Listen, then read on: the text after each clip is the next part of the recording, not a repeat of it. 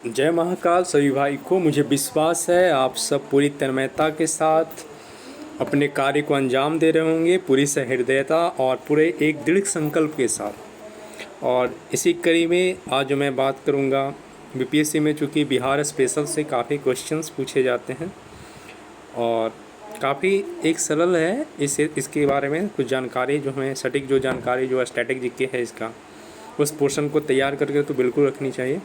और बाकी जो चीज़ें करंट से हम देख ही रहे हैं, तो आप मेरे साथ बने रहें और मैं कोशिश करूंगा कि आपको एक अच्छी जानकारी इस पर मुहैया कराई जाए, दी जाए, ताकि आप बिल्कुल परीक्षा भवन में उस रूम में बिल्कुल अपने आप को सहज और सरल स्थिति में रख सकें। तो आइए देखते हैं और आगे बढ़ते हैं। तो आज जो हमें बात करना है, सबसे पहले आपको ये समझना होगा कि जो बिहार है हमारा, तो बिहार की जो हमारा जो स्थिति है, अवस्थिति है, बिहार कहाँ पे स्थित है, अवस्थित है, तो आपको मालूम होना चाहिए बिहार जो है हमारा ये नॉर्थ ईस्ट में अवस्थित है। आप मैप देखोगे इंडियन मैप को, तो नॉर्थ ईस्ट में बिहार हमारा अवस्थित है, उत्तर पूर्व में, है ना। क्वेश्चन यहाँ से ही पूछे गए हैं, सिंपल से, लेकिन जानना चाहिए। जो इसका जो लैटिट्यूडनल यानी कि अक्षांशीय जो विस्तार है बिहार का, लैटिट्यूडिनल जो विस्तार है और लॉन्गिट्यूडनल जो विस्तार है ना। लैटिट्यूडनल और लॉन्गिट्यूडनल जो क्या विस्तार है, उस चीज़ को भी आपको ध्यान में रखनी है। क्वेश्चंस वहाँ से भी पूछे गए हैं, ठीक है। लैटिट्यूडनल को हिंदी में अक्षांश बोला जाता है, अक्षांशीय विस्तार, और लॉन्गिट्यूडनल एक्सटेंशन यानी कि देशांतरीय विस्तार। लैटिट्यूडनल यानी आप जो उत्तरी जो विस्तार है हमारा बिहार का, नॉर्थ टू नॉर्थ लैटिट्यूड तक, और लॉन्गिट्यूडनल ईस्ट टू ईस्ट, है ना, चूँकि देशांतर, है ना। तो ये ज्योग्राफी की कुछ चीज़ें हैं, आप समझ जाओगे जब हम पढ़ेंगे तो और अच्छे से समझाऊंगा लैटिट्यूड क्या होता है, लॉन्गिट्यूड क्या होता है। अभी बस आपको थोड़ा जो है बिहार स्पेशल के रिस्पेक्ट में बात हो रही है, कॉन्टेक्स्ट में, तो आप जो है जो चीज़ें बदलाई जाए सिर्फ वहाँ ही फोकस करें, बिल्कुल खाली रहो।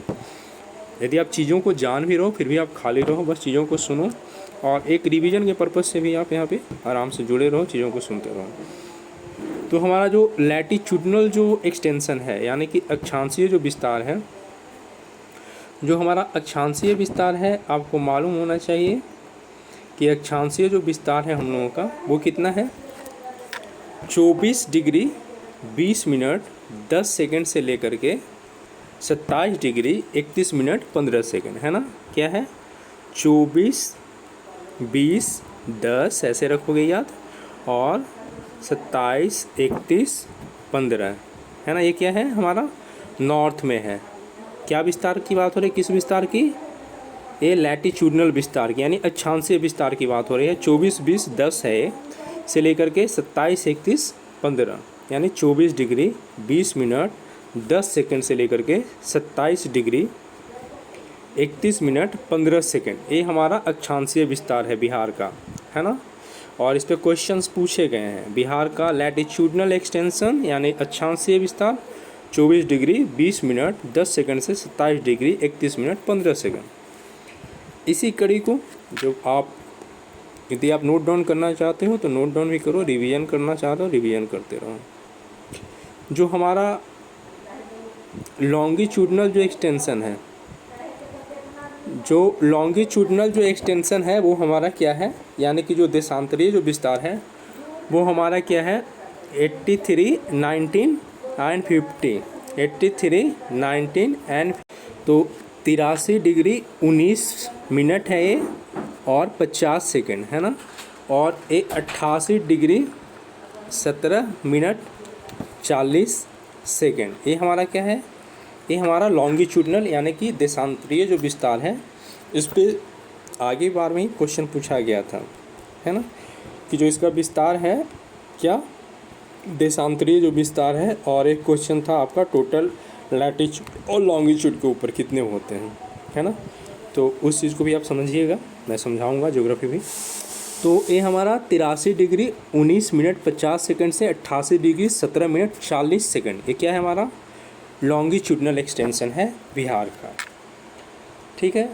और क्वेश्चंस बिल्कुल बिहार से संबंधित, बिल्कुल आप यदि आप इस पे फोकस कर दोगे ना तो मुझे लगता है आप पूरी की पूरी बिहार स्पेशल से जो क्वेश्चंस आते हैं 10 में से 8 तो आप आराम से कर सकते हो। इसका जो उत्तर दक्षिण जो विस्तार है हमारा बिहार का क्या है, कितने किलोमीटर का है ये 345 किलोमीटर का है। उत्तर दक्षिण जो इसकी जो लंबाई है 345, और पूरब जो पश्चिम है, पूरब से जो पश्चिम जो लाइन है यानी जो हमारा विस्तार है वो कितना है, 483 किलोमीटर है। ये 483 किलोमीटर है। ठीक है, तो ये छोटी सी जानकारी। यदि आप इसके जो हम हिंदी में बोलते हैं क्या, चौहद्दी या फिर जो बाउंड्री बोलते हैं, है ना, हमारे जो नेबर जो कंट्री हैं, है ना, जो नेबर कंट्री हैं बिहार के, है ना, उनको देख लो कि नॉर्थ में क्या होते हैं, कौन से हैं, ईस्ट में कौन है। तो आपको पता है नॉर्थ में हमारा क्या है, याद रखना है, नेपाल है ना। ये सिंपल सही बात है लेकिन फिर भी आप ध्यान में रखोगे। यहाँ पे क्या है हमारा, झारखंड है। झारखंड कहाँ पे हमारा है, साउथ में है झारखंड। ईस्ट में हमारा क्या है, वेस्ट बंगाल है। और यहाँ पे क्या है, यूपी है हमारा, है ना। यूपी हमारे पश्चिम में है, झारखंड दक्षिण में है, नेपाल उत्तर में है और वेस्ट बंगाल पूरब में है। ठीक है, आपको करना क्या है, जब हम आगे बढ़ेंगे ऐसे मैं रिवाइज कराऊंगा। जो नॉर्थ में, वेस्ट में और साउथ में और ईस्ट में जो हमारे क्या हैं, जो ज़िले हैं, जो डिस्ट्रिक्ट हैं, है ना, उस डिस्ट्रिक्ट को आपको जानना है कौन कौन से हैं। ठीक है, जैसे आप नॉर्थ की बात करो तो हम कहाँ से चलेंगे, पश्चिमी चंपारण, पूर्वी चंपारण, शिवहर, मधुबनी, सुपौल, अररिया, किशनगंज। ठीक है, यहाँ से चलोगे आप कैमूर, रोहतास, औरंगाबाद, गया, नवादा, जमुई, बांका, है ना। तो इस तरह से आपको ना याद कर लेना है ना। यहाँ पर किशनगंज हो गया, कटिहार, भागलपुर, बांका, है ना। आप ना पूर्णिया, बांका आप ना याद कर लोगे ऐसे करके, तो आप काफ़ी जो क्वेश्चन कुछ पूछते हैं ना, यहाँ पे पश्चिमी चंपारण, गोपालगंज, सिवान, सारण, भोजपुर, बक्सर, है ना। तो ये चीज़ों को याद करने से क्या होगा ना, जब आपको बाउंड्री याद रहेंगे तो आप काफ़ी जो कुछ क्वेश्चंस आते हैं ना वैसे ही पूछ करके सोल्व कर लोगे, है ना। आपको ये मालूम होना चाहिए जो हमारा सदर्न मोस्ट यानी जो दक्षिण का दक्षिणतम ज़िला है, सदर्न मोस्ट जो है वो कौन सा है, गया है। आपका जो ईस्टर्न मोस्ट है, ईस्टर्न मोस्ट जो सबसे जो हमारा क्या है पूर्वी है, वो कौन सा है, कटिहार है। ठीक है, तो ये भी जानकारी आपको रखनी है।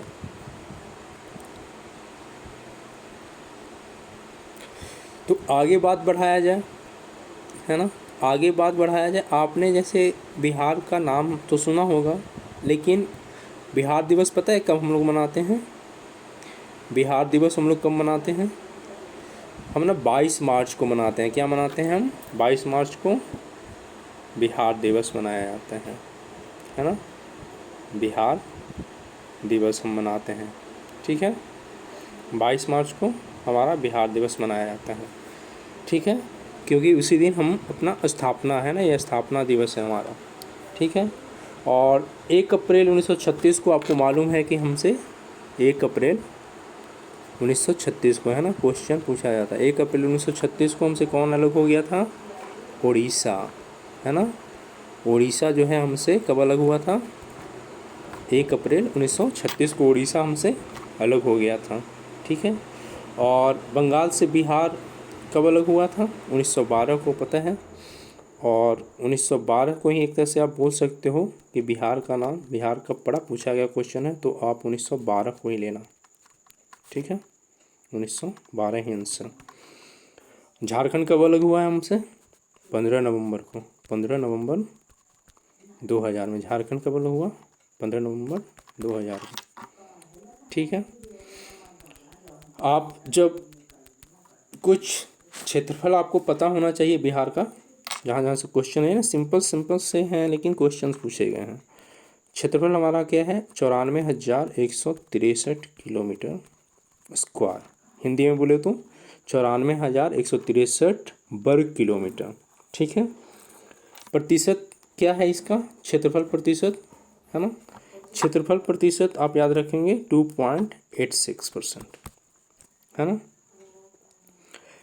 2.86% क्षेत्रफल है। समुद्र तट से दूरी क्या है इसकी, मान लो क्वेश्चन बना दे, समुद्र तट से दूरी क्या है इसकी, तो समुद्र तट से दूरी जो है आप याद रखेंगे हमारा 200 किलोमीटर है, ठीक है। और समुद्र तल से ऊंचाई की यदि बात की जाए तो 173 फीट, 173 फीट है ना। 173 फीट क्या है हमारी ऊंचाई है। और मीटर में यदि बात की जाए तो 52.73 मीटर, 52.73 मीटर, ठीक है। 173 क्या है फीट में है ऊंचाई हमारा समुद्र तल से, और मीटर में बात की जाए तो 52.73। ये दूरी क्या है हमारी 200 किलोमीटर दूर है। इसी क्रम में हम आगे बढ़ेंगे, ठीक है। इसी क्रम में हम आगे बढ़ेंगे और जो नेक्स्ट जो हम चर्चा करेंगे बिहार का भौगोलिक परिचय के ऊपर ही। और यहाँ से कुछ काफ़ी ज़्यादा जो क्वेश्चन भी जो पूछे गए हैं, और आप बिल्कुल मैं जैसे जैसे बोलता जाऊँगा, यदि आप नोट करने में सक्षम हो तो चीज़ों को नोट करते जाओगे। तो इसमें बात करेंगे हम जिला वाइज, है ना। तो आपको मालूम होना चाहिए सबसे जो बड़ा ज़िला है हमारा क्षेत्रफल में, जिसका जो सबसे बड़ा ज़िला है क्षेत्रफल में वो कौन सा है। एरिया के हिसाब से देखा जाए, एरिया के हिसाब से यानी क्षेत्रफल के हिसाब से सबसे बड़ा ज़िला कौन सा है हमारा, तो आप याद रखेंगे वेस्ट चंपारण। वेस्ट चंपारण क्या है बाबू हमारा सबसे क्षेत्रफल के हिसाब से सबसे बड़ा ज़िला वेस्ट चंपारण है, ठीक है। सबसे जो छोटा ज़िला है वो कौन सा है हमारा शिवहर। स्मॉलेस्ट कौन है स्मॉलेस्ट कौन है हमारा शिवहर, शिवहर, ठीक है। ये हमारा शिवहर जो है सबसे छोटा ज़िला है। क्लियर। जो महिलाओं की जो साक्षरता है वो सबसे कम महिला कहाँ की महिला जो है साक्षर है किस ज़िला में, जो न्यूनतम है ना, न्यूनतम बोलो तो द लोएस्ट जो है हमारा एकदम the lowest literacy rate of women है ना, कौन डिस्ट्रिक्ट में है सबसे कम, कौन सा ऐसा ज़िला है जहाँ की महिलाएं जो है सबसे कम मैंने पढ़ी लिखी हुई हैं, साक्षर सबसे कम है, तो वो हमारा क्या है लोएस्ट लिटरेसी रेट जो है किसकी महिलाओं की बात हो रही है वो है सहरसा। कौन सा सहरसा, ठीक है। सहरसा जो है वहाँ पे महिलाएं जो है सबसे कम पढ़ी लिखी, सबसे जो है लोएस्ट जो है उनका सहरसा का है, ठीक है।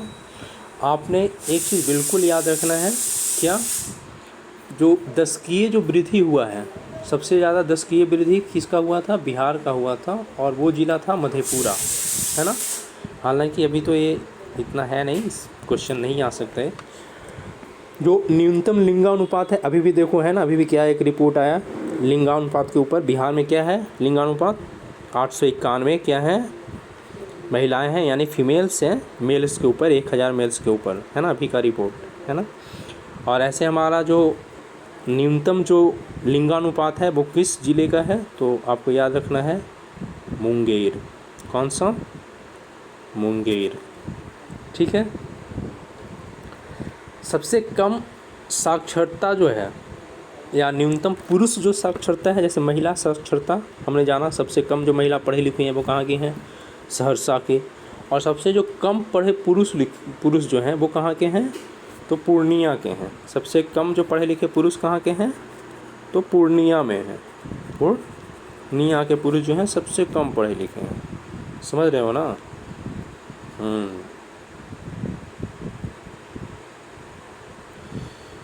और कुछ बातें देखता है तो हमारे यहाँ, अच्छा एक बात बताओ, सबसे ज़्यादा जो वर्षा होती है वो कहाँ पे होती है बिहार में किशनगंज में होती है। कहाँ पे आपको याद रखना है किशनगंज, किशनगंज जो है हमारा सबसे ज़्यादा वर्षा जो रेनफॉल होता है जो प्रेसिपिटेशन होता है सबसे ज़्यादा किशनगंज में होता है ना।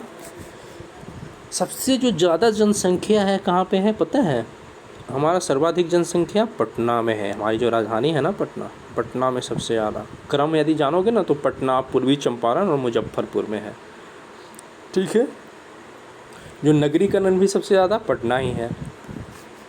कुछ आसान सी चीज़ें आप भी जानते होंगे। सबसे कम तापमान और सबसे जो ज़्यादा तापमान है ना हमारे ज़िले का, वो कौन सा ज़िला है जहाँ सबसे अधिक तापमान भी होता है और सबसे कम भी? आपको याद रखना है, गया। ठीक है।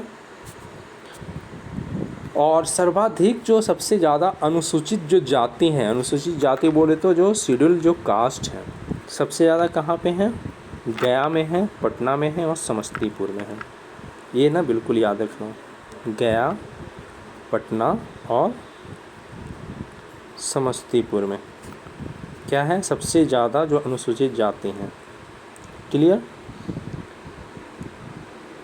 तो सबसे ज़्यादा अनुसूचित जाति कहाँ है? गया, पटना और समस्तीपुर में। सबसे जो कम वर्षा होता है पता है हमारे यहाँ किस ज़िले में?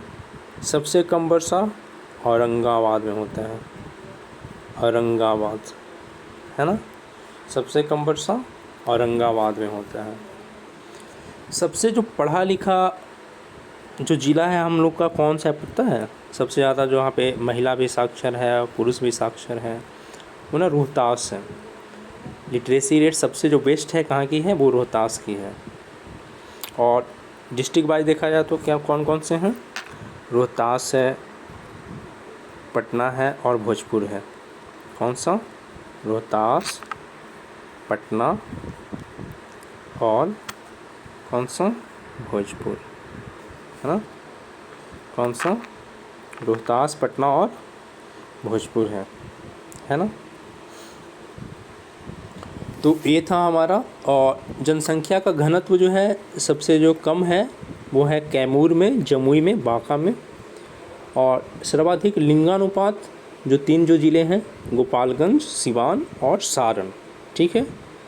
जो न्यूनतम जनसंख्या घनत्व कहाँ पे है? सबसे कम जो जनसंख्या निवास करती है बिहार में वो कैमूर ज़िले में, उसके बाद जमुई है और बांका है। जो सर्वाधिक लिंगानुपात जो है, जहाँ क्या है फीमेल और जो मेल का जो रेशियो है वो बहुत ज़्यादा है, सर्वाधिक लिंगानुपात, तो गोपालगंज, सिवान और सारण में है। ठीक है। सर्वाधिक लिंगानुपात गोपालगंज, सिवान और सारण में। तो ये जानकारी भी आपको बिल्कुल सहेज कर रखनी है ना? यहाँ से भी क्वेश्चंस पूछे जाते हैं। अब थोड़ा राजनीतिक परिचय भी होना ज़रूरी है ना? तो राजनीतिक परिचय के अनुसार हम बात करेंगे, क्योंकि आज हम बिहार स्पेशल देख रहे हैं और बिहार की बात हो और बिहार जो है चाणक्य की भूमि है और वहाँ पे पॉलिटिक्स की बात ना हो, चूँकि हर बिहारी कहीं ना कहीं एक अपने आप में क्या है, एक बेहतरीन पॉलिटिशियन है। और मैं तो मानता हूँ कि सिर्फ पॉलिटिशियन ही, डिप्लोमैट्स भी बेहतरीन है। और इस बार जो चुनाव है हमें आशा है कि बिल्कुल हम सबको जो है जो छोटी छोटी जो हमारी समस्याएं हैं, और इस बार हमें बिल्कुल अपनी सोच समझ के साथ और जो हमारे भविष्य के लिए अच्छा सोच रहा, जो हमारे भविष्य के लिए अच्छा कर रहा, उसकी बात होगी। जात और भात की बात नहीं होगी। धर्म और अंधविश्वास में हमें नहीं फंसना है, वो हम सबका अपना निजी मामला है ना? उसमें किसी का कोई बस नहीं है। हमें किस राह पे चलना है? विकास की राह पे। यदि हम समृद्ध और सशक्त बिहार चाहें तो हमें क्या चाहिए? अच्छी शिक्षा, रोजगार के साधन, है ना? और जो किसान हैं, फंसे पड़े हैं, मजबूर हैं, विचलित हैं, युवा जो बेरोजगार हैं, इन परिस्थितियों से हमें निकलना है। तो बिहार का राजनीतिक परिचय आपको पता है। हमारे यहाँ जो प्रमंडल हैं वो प्रमंडल की संख्या क्या है? बिहार में प्रमंडल की संख्या क्या है? जिसे कमिश्नरेट बोला जाता है। हमारे यहाँ प्रमंडल 9 हैं। ज़िले कौन से कितने हैं? ज़िलों की संख्या 38 है। जो रिसेंटली तो मैं नहीं कहूँगा, लेकिन जो लेटेस्ट बोल सकता हूँ, न्यूली फॉर्म या फिर लास्टली जो फॉर्म्ड है वो कौन सा था? हमारा अरवल था, है ना? इट वाज फॉर्म्ड इन 2000, है ना? ये कब बना था अरवल? 2000 में, है ना? हमारे यहाँ जो अनुमंडल है, है ना, कितना है वो? 101 है। प्रखंड जो है, प्रखंड कितने हैं? प्रखंडों की संख्या 534 है। प्रखंड 534, अनुमंडल 101, जिले 38, प्रमंडल 9। ठीक है। ग्राम पंचायतों की संख्या क्या है? 8387। 87। आपको पता है बार्ड जो होता है, बार्ड जो है शासन की न्यूनतम इकाई बोली जाती है ना। एडमिनिस्ट्रेशन का जो है जो सबसे जो नीचे जो है निचले पायदान पे हायरार्की में देखा जाए तो वो कौन सा हमारा बार्ड है। ठीक है, इसके साथ जब चूँकि राजनीतिक परिचय हो रहा है तो हमें जनसंख्या वगैरह के बारे में भी जानना ज़रूरी है। तो जनसंख्या बिहार की क्या है 2011 के अनुसार, यदि आप देखोगे जनसंख्या की बात तो क्या था हमारा 10,40,99,452, ये हमारा क्या है जनसंख्या है। हालांकि ये 13-14 करोड़ के करीब अब हो चुका है। कहीं ना कहीं पूरे भारत की जो आबादी है 140-144 करोड़, उसका 14 करोड़ यानी 10% जो है आबादी का वो कौन होल्ड करता है, किसके पास है, वो बिहार के पास है। सोच लो कितनी बड़ी जिम्मेवारी है हमारे पास। और बिहार क्या है बेचारा, एक गरीब पिछड़ा हुआ, ना उद्योग है, ना हमारे पास धंधा है, ना अच्छी शिक्षा व्यवस्था है ना। ऊपर से हमें क्या गंदे पॉलिटिक्स, गंदे जो है कूटनीति में फंसाया जाता है। तो इन सब से उबरने का तरीका क्या है, हम अच्छे लोगों को पॉलिटिक्स में भेजें, अच्छे लोग आएँ, है ना। राजनीति जो क्या हो साफ़ सुथरी हो, बात काम की हो, न कि बात नाकामी की हो, बर्बादी की हो। तो आप देख रहे हो कि कहाँ पे हम खड़े हैं। उस पे क्या है जो जनसंख्या का जो परसेंट है, तो मैंने बोला वहाँ तो 8.6, लेकिन नहीं अभी क्या है हम करीब करीब समझो 10% के बराबर हैं।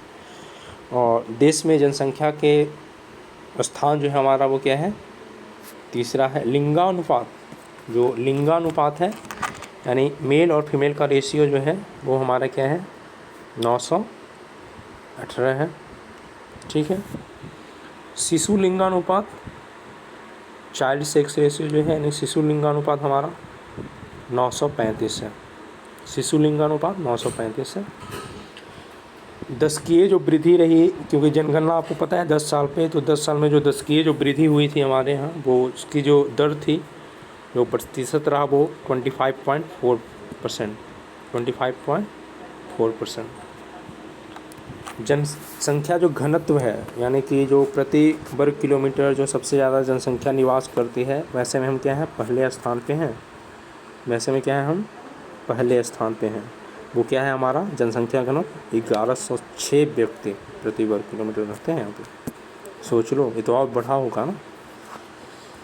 तो चूँकि एक विशाल भारी भरकम जनघनत्व है हमारे पास, और रोजगार के साधन, शिक्षा व्यवस्था, बहुत ऐसी समस्याएं हैं, भूमि विवाद, सामाजिक, राजनीतिक, ऐसे बहुत सारे हैं। तो इसमें हमें पूरी सोच समझ के साथ, और ख़ास करके चूँकि इतनी बड़ी आबादी है और युवाओं की आबादी सबसे ज़्यादा है बिहार में, तो ये युवाओं की जिम्मेदारी है कि आप किस दिशा में अपने भविष्य को ले जाना चाहते हो, अपने स्टेट, अपने राज्य को ले जाना चाहते हो। क्या अब भी आप पिछड़ा ही रहना चाहते हो, अब भी आप सिर्फ मज़दूरों का राज्य कहलाना चाहते हो, या सच में आप चाहते हो कि हमारा जो है बिहार है फिर से वो ज्ञान का क्षेत्र हो, या उद्योग का क्षेत्र हो, या सामाजिक समरसता की बात हो, या धार्मिक उत्थान की बात हो, सब में हम फिर से क्या हों प्रबल दावेदार के रूप में उभरें और अगली पंक्ति में खड़ा हूँ, अपने नाम को दर्ज करा। तो ये सबका सार्थक प्रयास होना चाहिए। संघर्ष नहीं सहयोग करो, ठीक है, संघर्ष नहीं सहयोग करो और आगे बढ़ो।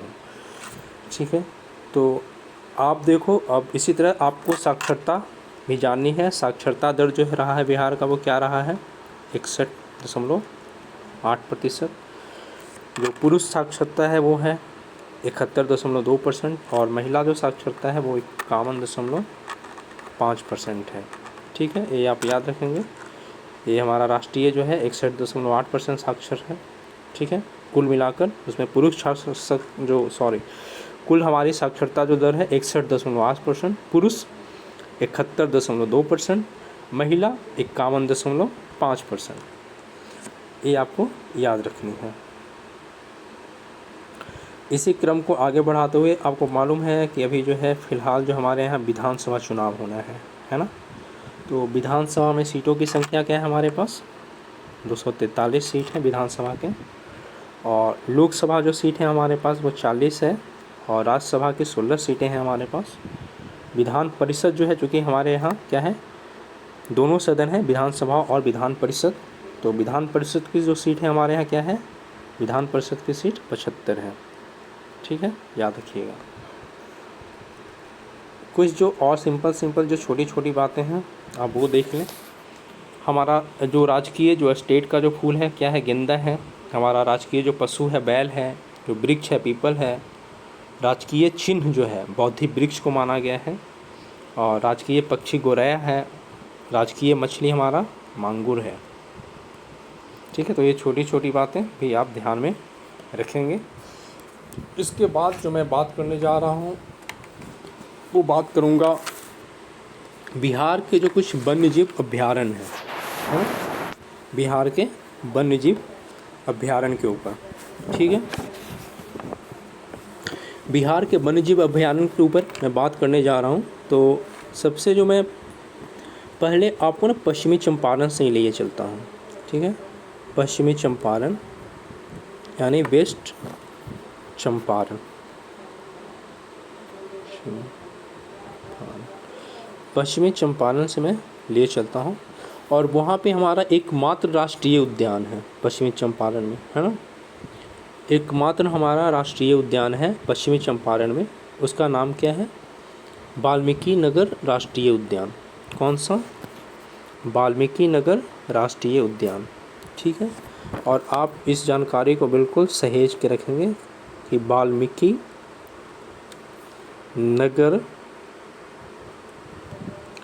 नेशनल पार्क जो है कहाँ पे है, वाल्मीकि नगर नेशनल पार्क वो है पश्चिमी चंपारण में। और एकमात्र हमारा क्या है, ये नेशनल पार्क है जो बिहार में है। ठीक है, उस वहाँ पे एक उदयपुर भी है, उदयपुर वन्यजीव है।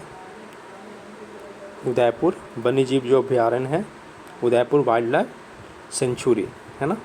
ये उदयपुर वाइल्ड लाइफ सेंचुरी भी कहाँ है, उदयपुर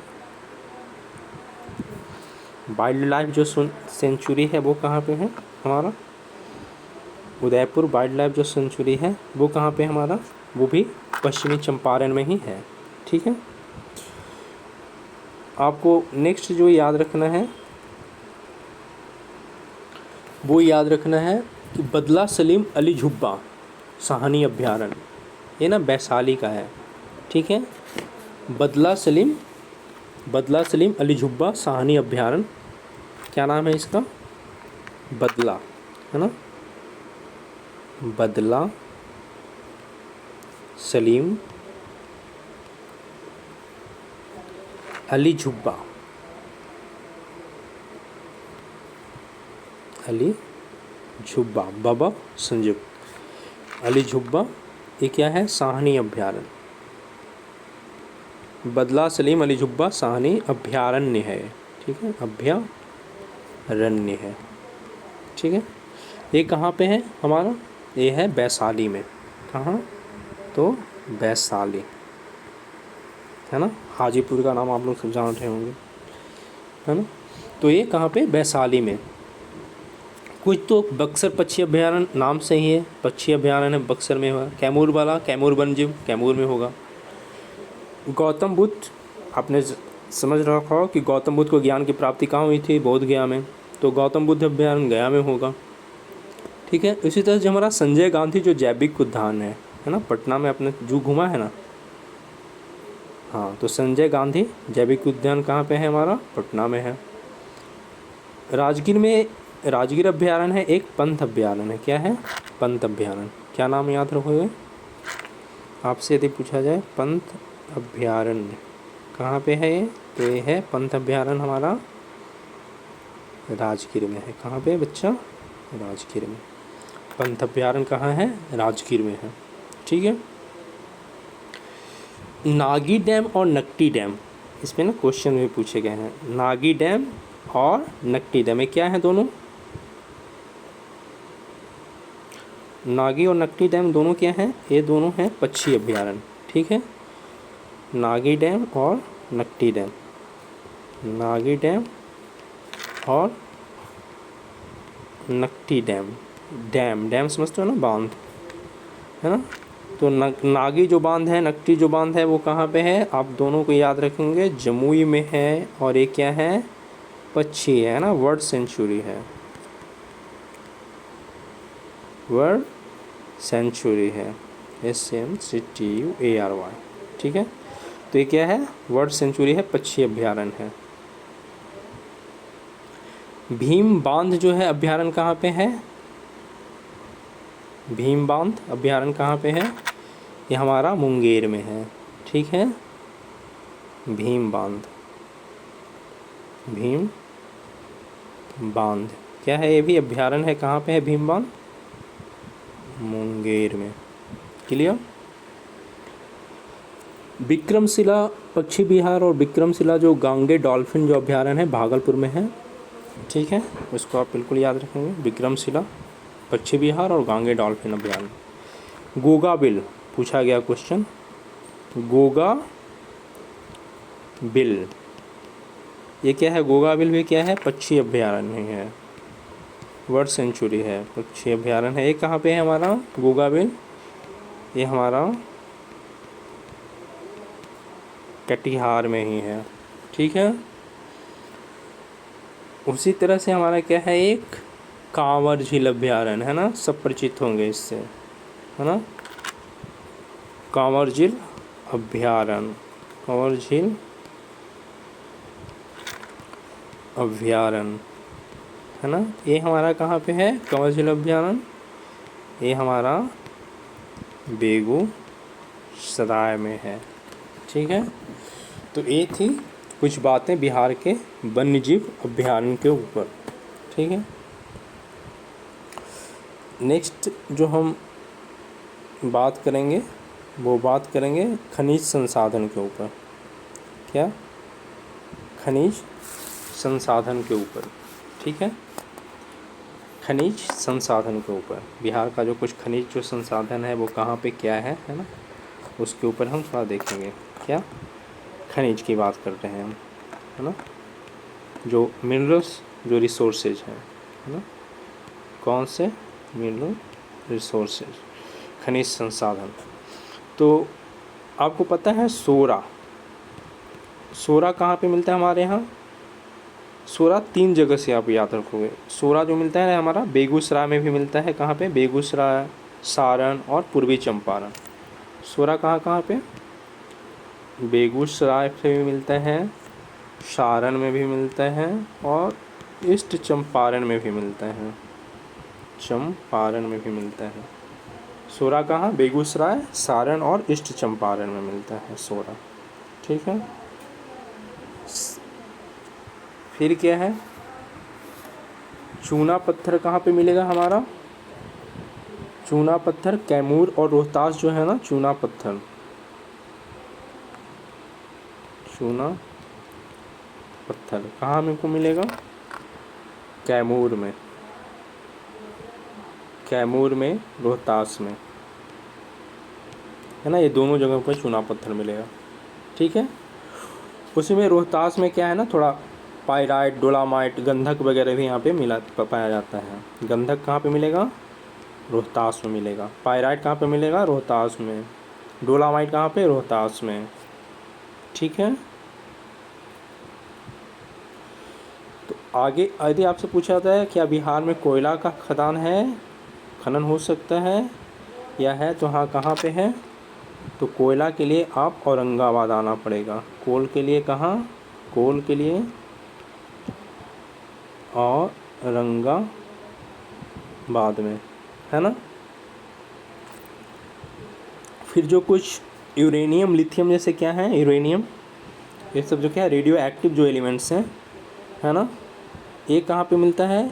यदि यूरेनियम से बात की बात कर दिया तो यूरेनियम के लिए आप कहाँ पे आना पड़ेगा, यूरेनियम के लिए गया भैया, ठीक है। अब्रक के लिए माइका, अब्रक वगैरह के लिए कहाँ पे, गया, है ना। लिथियम के लिए कहाँ आना पड़ेगा, गया। माइका के लिए यानी अब्रक के लिए गया आना पड़ेगा, लिथियम के लिए गया आना पड़ेगा, यूरेनियम के लिए गया आना पड़ेगा, ठीक है।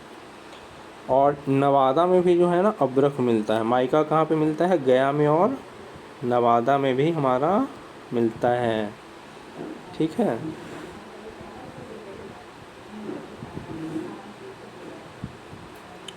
क्लियर। तो और कुछ जो चीज़ें हैं देख लो आप, जैसे कि सोना वगैरह के लिए है ना, एक न्यूज़ में भी आया था, उसमें क्वेश्चन पूछे गए थे। ऐसे वहाँ पे सिर्फ सोना ही नहीं, जबकि क्वार्टर या फेल्सफार ना, ये सब जो खनिज हैं या सोना, ये सब जो कहाँ से मिलता है हमारा, जमुई से। जमुई में इसकी संभावना है, संसाधन है, खनिज संसाधन।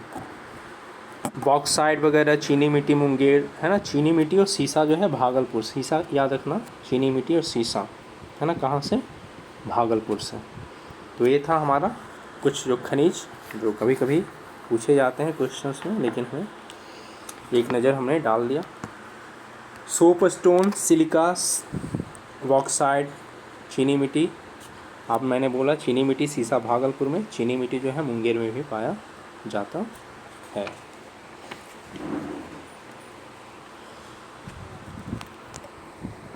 इसके बाद जो कुछ चीज़ें देखनी है आपको, वो जो चीज़ें देखनी है वो क्या है, काफ़ी क्वेश्चंस पूछे जाते हैं और हमेशा संभावना भी यहाँ से बनी रहती है, संभावना हमेशा रहता है यहाँ से क्वेश्चंस आने का। तो वो है हमारा नदी घाटी परियोजना, और जो नदियाँ हैं, बिहार की नदियाँ हैं, उन नदियों के बारे में थोड़ी सी जानकारी आपको लेनी चाहिए। मैं इसको एक छोटे से मैप के तहत समझाना चाहता हूँ आपको, बिल्कुल ना, ताकि आप ना जो उत्तर की जो नदियाँ हैं, दक्षिण की जो नदियाँ हैं, है ना, उन नदियों को ना थोड़ा समझ लें, देख करके ना वो क्या होता है कि एक माइंड में हमारा बैठ जाता है। मैं इसको ऐसे करता हूँ, करने से अच्छा रहेगा कि ऐसे सिखाया। चलो ये ना हम ऐसे रखते हैं, ये हमारा बीच का क्या है पता है, ये समझो गंगा है, ये क्या है हमारा, गंगा। ठीक है, और हमने ऐसे क्रम याद रखना, ये क्या है, चलो नाम मैं दे दूँ इसको, गंगा दे देता हूँ। ठीक है, और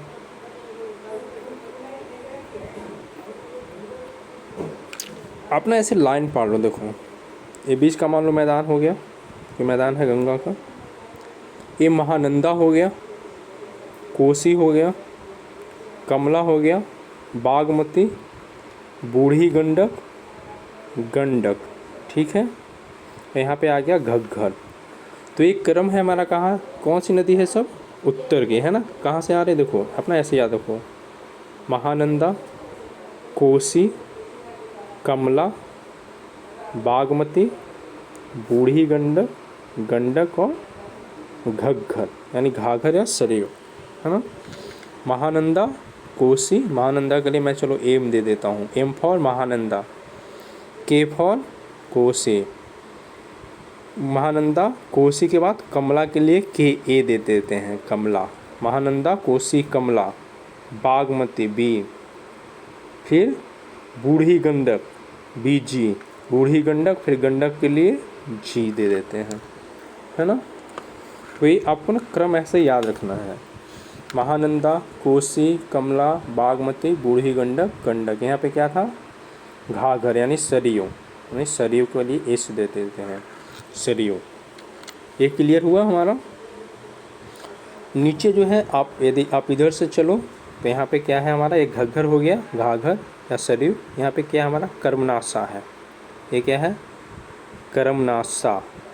कर्मनासा के बाद कौन सा हमारा है, सोन है, सोन है ना, सोन मेरे गांव से भी होकर बहती है। और कर्मनासा ये सोन है, इसके बाद क्या है, पुनपुन है, कर्मनासा, सोन, पुनपुन, फल्गु, है ना। फिर क्या है हमारा, क्यूल है, कर्मनासा, सोन, पुनपुन, फल्गु, क्यूल। ठीक है, फिर हमारा अजय है, अजय। उसके बाद आपको पता है ये क्या है, गंगा। गंगा आपको पता है ना, बंगाल की खाड़ी है चूँकि, है ना, गंगोत्री के गौमुख से निकलती है गंगा, है ना।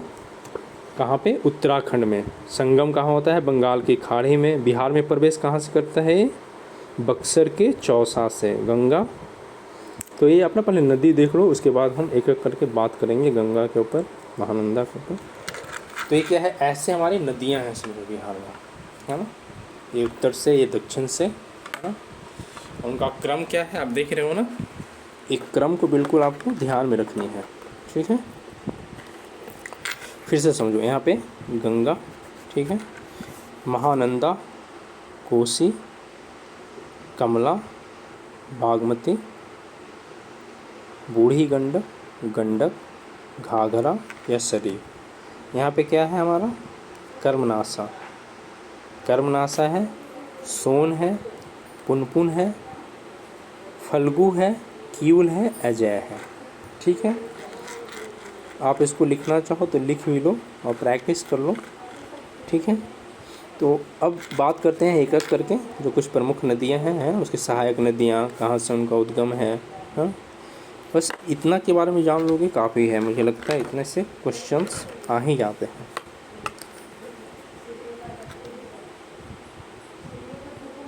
और मैं सोच रहा हूँ कि कुछ जो क्वेश्चंस है ना, जो भी लूसेंट्स वगैरह से जो अच्छे अच्छे जो क्वेश्चंस हैं, जो जिनका थोड़ा एडवांस क्वेश्चंस हैं, चाहे वो हिस्ट्री के हों, ज्योग्राफी के हों। ज्योग्राफी की हालांकि मेरे पास बुक्स भी हैं काफ़ी अच्छी, एनसीईआरटी की 6 to 12 का कलेक्शन है उसमें। और हालांकि सिविल सर्विसेज लेवल से भी ऊपर का है वो, और जो काफ़ी अच्छे अच्छे क्वेश्चंस हैं। तो मैं चाहूँगा चैप्टर वाइज, वहाँ से भी टॉपिक वाइज, और जो कुछ क्वेश्चंस आंसर्स हैं वहाँ से कराऊँ। जो लूसेंट्स में जो दिए गए कुछ जो एडवांस क्वेश्चंस हैं, चाहे वो किसी भी सब्जेक्ट के हों, वहाँ से क्वेश्चंस आंसर्स भी प्रैक्टिस कराऊँ, या उसे मैं अलग तरह से पढ़ा दूँ ताकि वो भी चीज़ें आपके जहन में बैठ जाए। तो बात करते हैं हम गंगा के, बात कर रहे हैं हम किसके? गंगा के। ये क्या है? हमारी गंगा मैया है ना। गंगा मैया कहाँ रहती है? गंगा मैया का निवास स्थान भोले बाबा के सर पे रहती है गंगा मैया, जटा में, है ना। चलो, तो हमारी गंगा मैया जो है ना उत्तराखंड में, है ना, वहाँ से कहाँ से निकलती है? उत्तराखंड के गंगोत्री गौमुख से निकलती है। कहाँ से?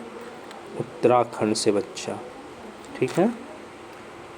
और इसका संगम मतलब क्या होता है? जो मिलती कहाँ पे है, मर्ज कहाँ पे करती है, इंटर कहाँ पे करती है?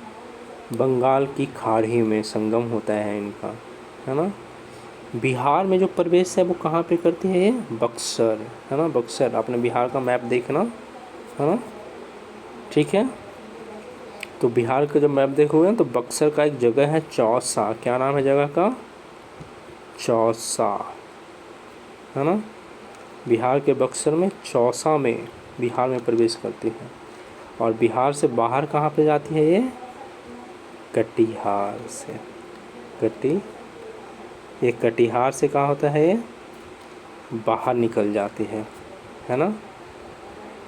बिहार में जो लंबाई है इसकी कितनी है गंगा की? 445 किलोमीटर, 445 किलोमीटर ये लंबी है, दूरी तय करती है बिहार में। सोच रहे हो? जो कुल जो ज़िले हैं इससे जो संबंधित हैं, जो कुल ज़िलों को छूती हुई, कितने ज़िलों को? 12 ज़िलों को। आप इस पे और टच कोशिश करोगे कितने शहर से गंगा जो है बिहार के कितने शहरों को टच करती है, वो भी आप सर्च करोगे। 12 ज़िले, ठीक है।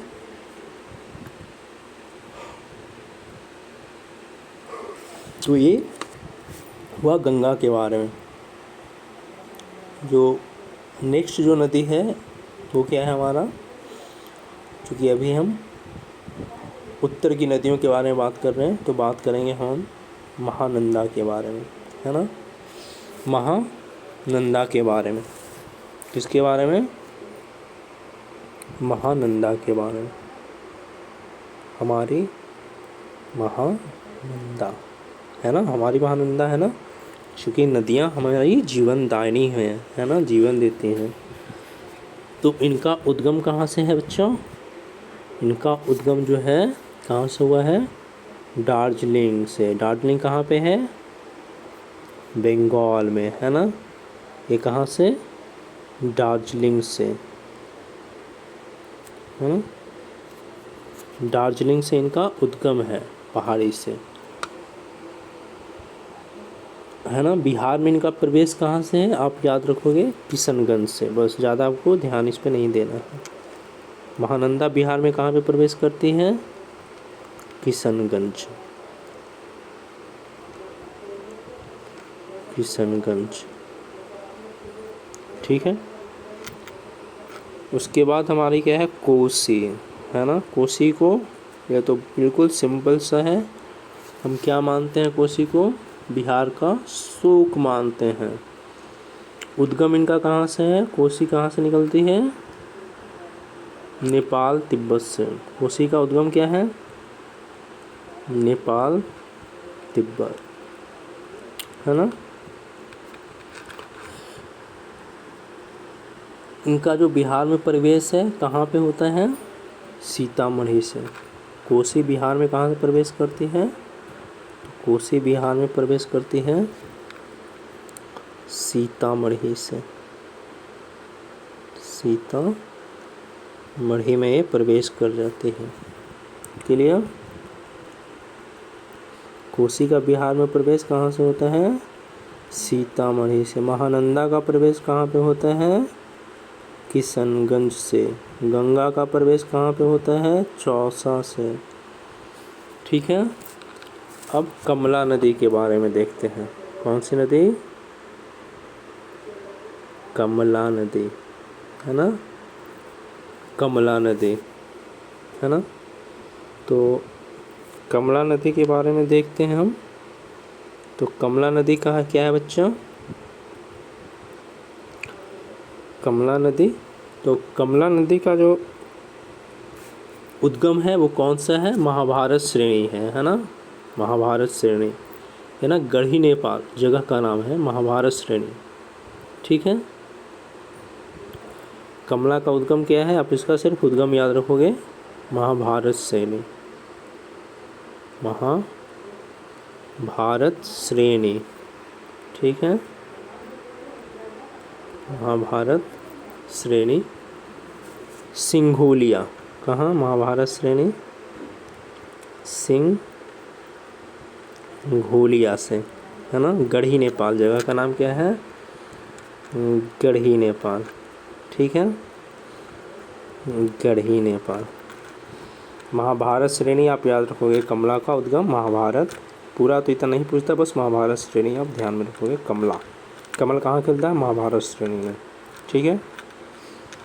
चलो, बागमती कहाँ से? तो शिवपुरी श्रेणी से, है ना। बागमती शिवपुरी, कमला महाभारत से, बागमती शिवपुरी से। क्लियर है? बागमती, जो बागमती निकलेगी वो कहाँ से निकलेगी? बोलो। शिवपुरी श्रेणी से, ठीक है। बागमती शिवपुरी श्रेणी से निकलेगी। क्लियर? कमल कहाँ खिलता है? महाभारत में, बागमती शिवपुरी से, ठीक है। चलो, उसके बाद हमारा बूढ़ी गंडक, है ना। बूढ़ी गंडक का जो उद्गम है ना, वो हमारी जो बूढ़ी माता है, बूढ़ी गंडक, तो बूढ़ी जो गंडक है ना, बूढ़ी गंडक, ठीक है। इनका जो उद्गम है ना वो चौतरवा और बिशंभरपुर, ये जगह है पश्चिमी चंपारण। कहाँ से निकलते हैं? चौतरवा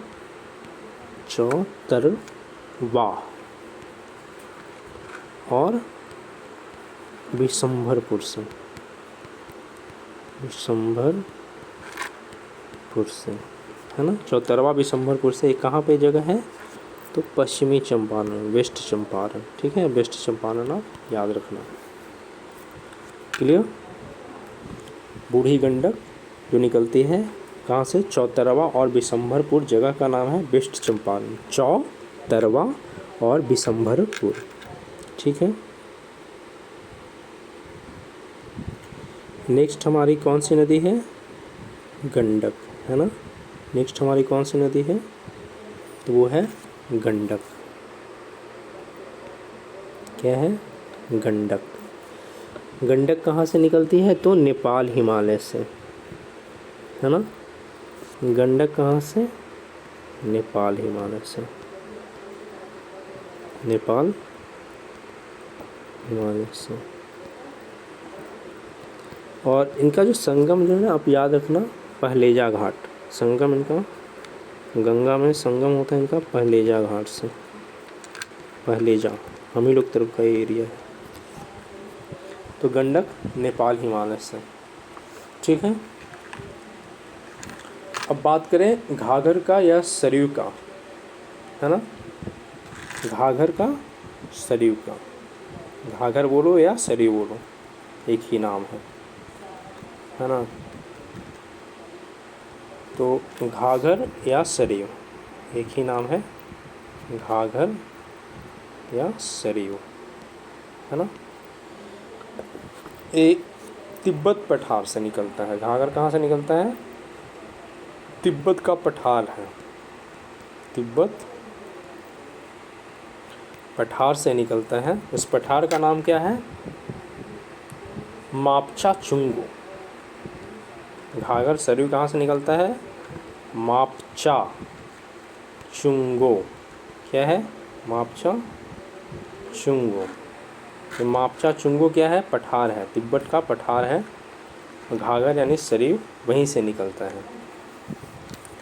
एक गंगा नदी से संगम करता है सारण में। ठीक है। और बिहार में हालांकि ये प्रवेश करता है सिवान में। बिहार में प्रवेश इसका कहाँ से है? बिहार में प्रवेश करता है घाघर सिवान से। ठीक है। बिहार में प्रवेश सिवान में करता है। क्लियर। घाघर तिब्बत के पठार मापचा चुंगो से निकलता है। बिहार में प्रवेश सिवान से करता है। गंगा से संगम होता है इसका सारण में। सारण में। क्लियर। तो और आगे बढ़ा जाए, नेक्स्ट जो नदी है प्रणाली, उसके बारे में हम बात करेंगे।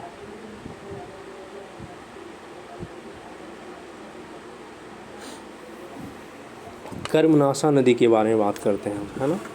कुछ जो है 5-6 नदियाँ उनको भी देख लें जो दक्षिण भारत है ना, जैसे कि हमारा सोन है, पुनपुन है, फल्गु है, क्यूल है, जय है ना। इनके बारे में थोड़ा देख लेंगे। तो अभी बात करते हैं हम कर्मनाशा के बारे में, है ना। कैमूर पर्वत से निकलता है, कैमूर बिहार, है ना। संगम इसका भी गंगा नदी चौसा के पास ही होता है संगम। तो कैमूर पर्वत से निकलता है ना। कैमूर बिहार, कैमूर पर्वत। सोन जो नदी है,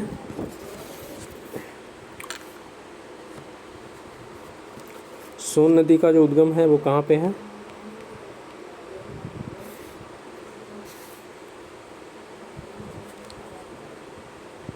सोन नदी का जो उद्गम जो है वो कहाँ पे है? मैकाल पर्वत से है।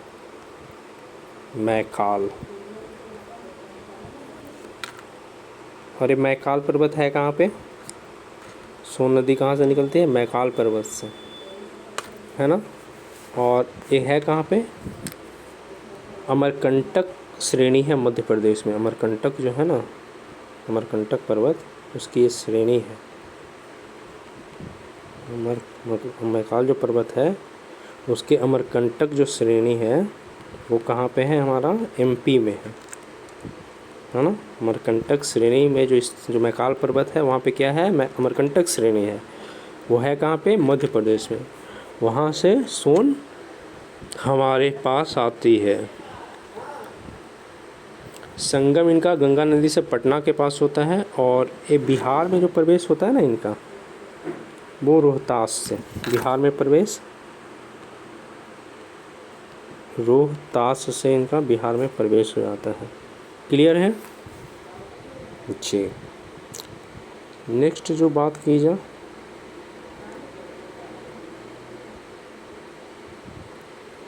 सोन के बाद मैंने क्या बताया था, पुन पुन, है ना।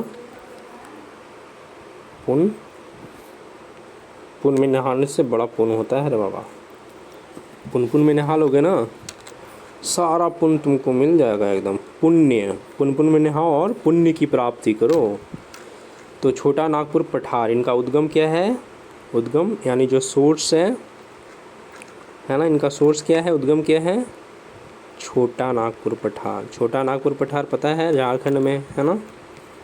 छोटा नागपुर का जो पठार भाग है, पठारी भाग है, वहाँ से निकलता है। ये कहाँ है, पलामू झारखंड में, है ना, झारखंड में। जो संगम होता है इनका गंगा नदी फतुहा पटना के पास, ठीक है।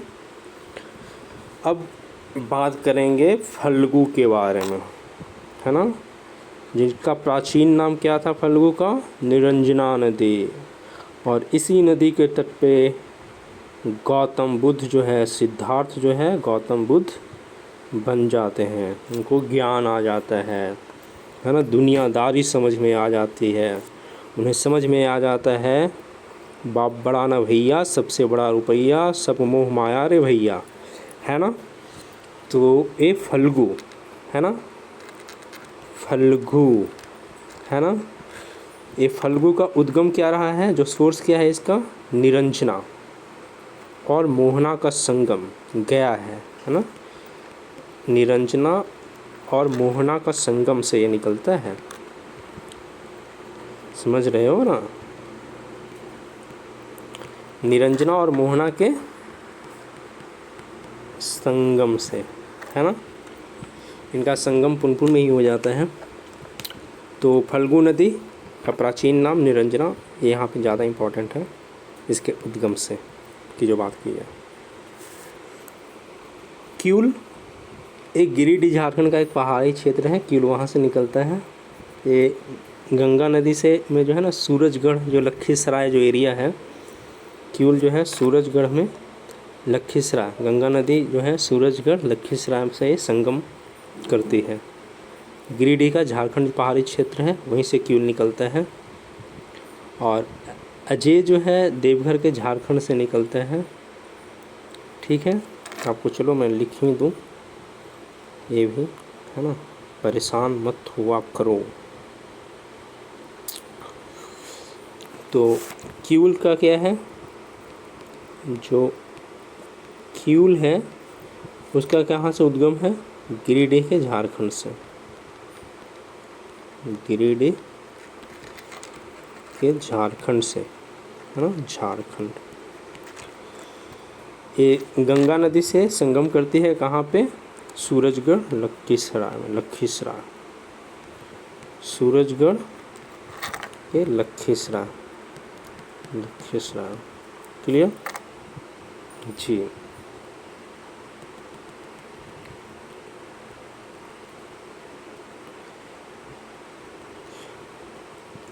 अजय नदी जी है, पता ही है आपको, देवघर झारखंड, इनका संगम भागीरथी नदी पश्चिम बंगाल से हो जाता है।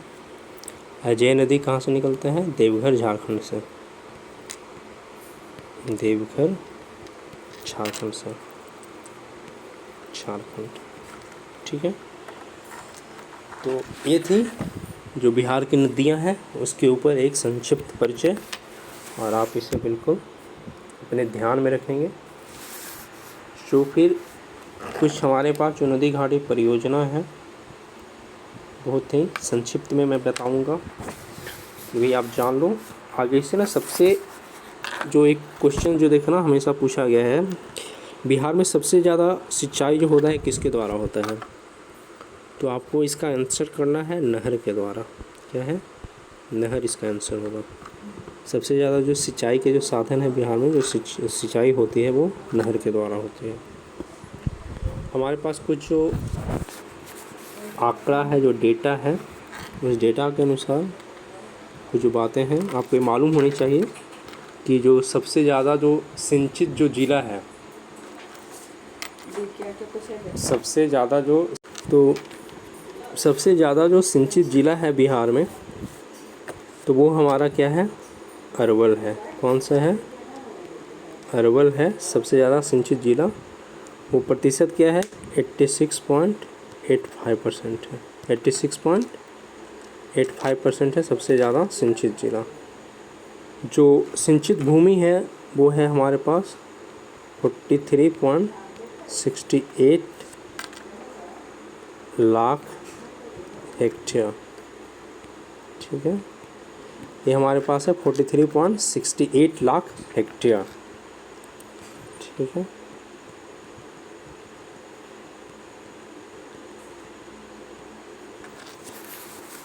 गंडक नदी घाटी परियोजना में कौन कौन से नहर शामिल हैं, आप उसको देख लें, बिल्कुल ध्यान में रखेंगे। हमारे पास जो है गंडक नदी घाटी परियोजना है, कोसी नदी घाटी परियोजना है और सोन नदी घाटी परियोजना है। ये तीन प्रमुख जो नदी घाटी परियोजनाएं हैं, तो परियोजना है कौन कौन से, गंडक नदी घाटी परियोजना, कोसी नदी घाटी परियोजना और सोन नदी घाटी परियोजना। ठीक है, तो बात करेंगे गंडक जो नदी घाटी परियोजना है ना, उसमें कौन कौन से नहर शामिल हैं। ठीक है, आप उसको ध्यान में रखोगे। बात की जाए गंडक की, तो गंडक नदी घाटी परियोजना में आपको ध्यान में रखना है, इसमें त्रिवेणी नहर शामिल है। ठीक है, फिर जो है सारण नहर शामिल है, सारण। फिर जो है तिरहुत और जो है तेउर, तिरहुत और तेउर है ना। ये गंडक परियोजना के अंतर्गत जो है ये त्रिवेणी, सारण, तिरहुत और तेउर, ये क्या है, नहर प्रणालियाँ जो हैं इसमें सम्मिलित हैं। ठीक है, ये गंडक नदी घाटी परियोजना, त्रिवेणी, सारण, तिरहुत और तेउर। क्लियर। इसी तरह से कोसी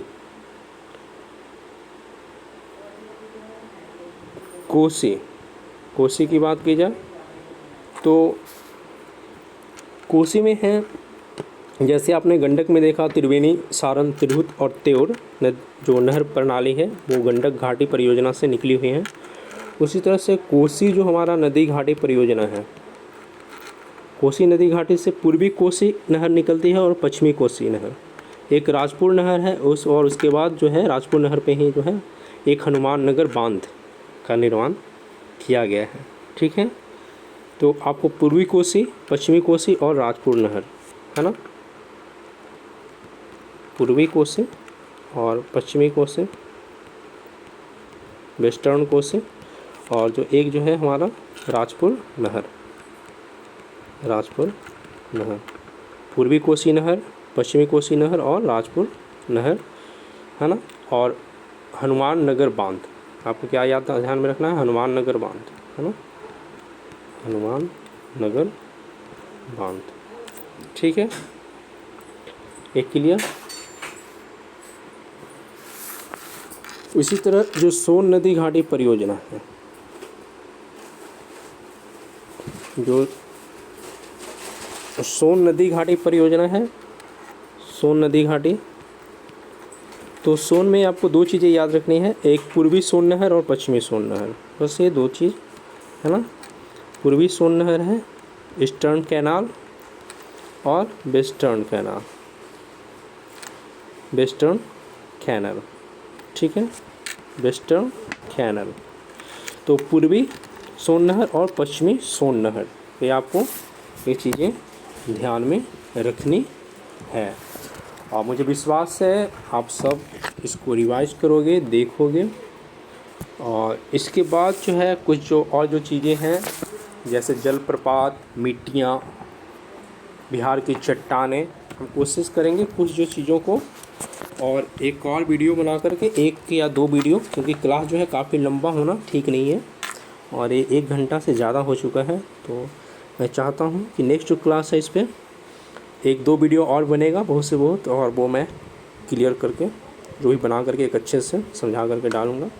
और तब तक जो है आप एंजॉय कीजिए चीज़ों को, मस्त रहिए, स्वस्थ रहिए, बातें होंगी बाद में। तब तक के लिए जय महाकाल, हर हर महादेव।